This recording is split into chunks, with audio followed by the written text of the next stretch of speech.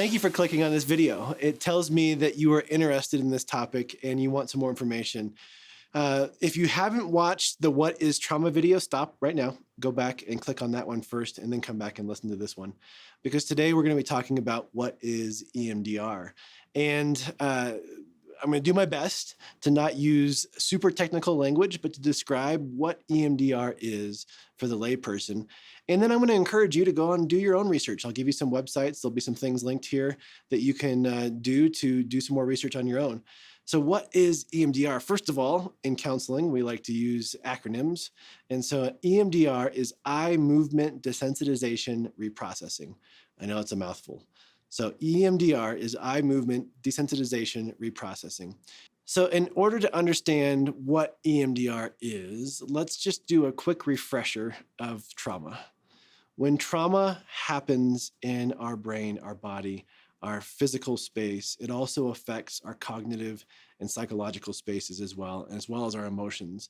And if you think of it, if you know anything about hunting and shotguns, you know, the shotgun shell is a singular unit, but when it gets shot out of the gun, a bunch of little pellets go everywhere.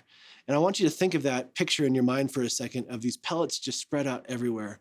When trauma hits our body, it's as if it is a shotgun pellet, and each of the experiences from a sensory perspective gets spread out to the site of reception, meaning our taste, our touch, our smell, they get stuck in those sensory parts.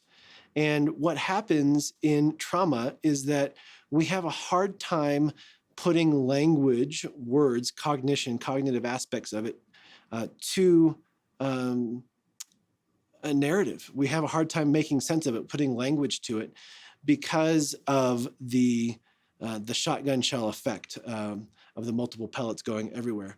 And what EMDR does is it's that process of recollecting all of those fragments into one space and allows you to process it out through what we call bilateral stimulation. So again, a lot of technical language. Let me break this down very, very simply for you.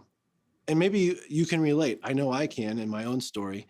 But when we experience that trauma, we can get triggered very easily, meaning that our sympathetic nervous system is running overload under the surface. And when a smell, a taste, a feeling happens, we can get triggered into that fight, flight, or freeze mode really quickly. And we may not know cognitively why that happens, but it's linked to that trauma.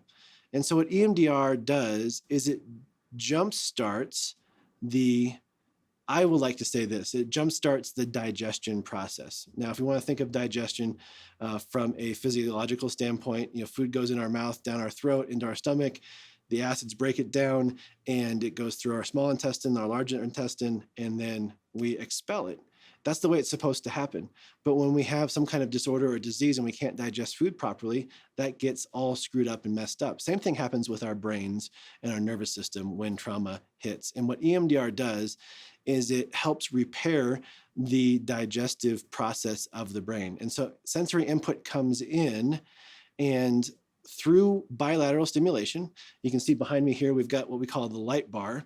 And what bilateral stimulation does is it has your eyes go from left to right or right to left, and it jumpstarts the left part of the brain and the right part of the brain, which connects the somatic symptoms and the emotional memory to bring them back together again so that you can process that out, digest it out, so it just becomes a memory. And what it does is it processes out the emotional part of that experience, that triggering response, that fight, flight, or freeze response. It calms down the nervous system, engages the parasympathetic nervous system, and allows our bodies to really, in all intensive purposes, expel that traumatic memory, that traumatic feeling. So a lot of times I get the question that I don't want to lose that memory. It's made me who I am. And we're not going to get rid of the memory fully. What we're going to get rid of is the sensation that you're experiencing the trauma as if it was happening currently now.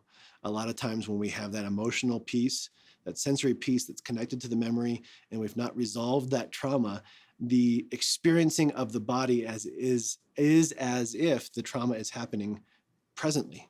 And we want that to be processed out appropriately.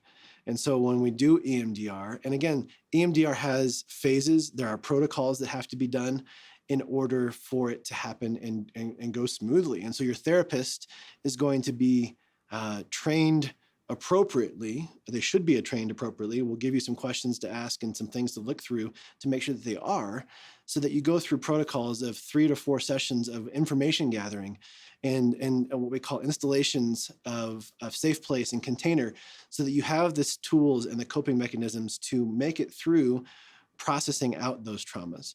And so we're not going to get rid of the memories. The memories might be fuzzy, they might be missing portions of it, but they'll still be there because they're a part of who you are.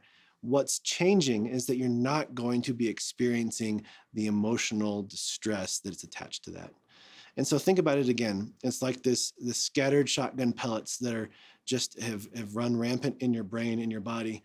And what EMDR is doing is it's almost like a magnet. It's collecting all these metal particles back into that shotgun shell so that you can dispose of it properly and not have to go pick out piece by piece by piece, which, if you've experienced trauma, can be very, very exhausting. So if you're interested in learning more about EMDR, you can look at emdria.org. They have a list of approved clinicians. They also talk a lot about the research behind it.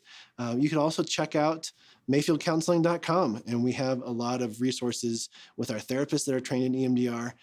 You can email us here at the Collective if you'd like some articles to read more on. But Francine Shapiro is the founder of EMDR, and she has a lot of great writings about her work that's backed by research. So I hope this has been helpful for you, and please share this with a friend that might be interested in understanding more about EMDR.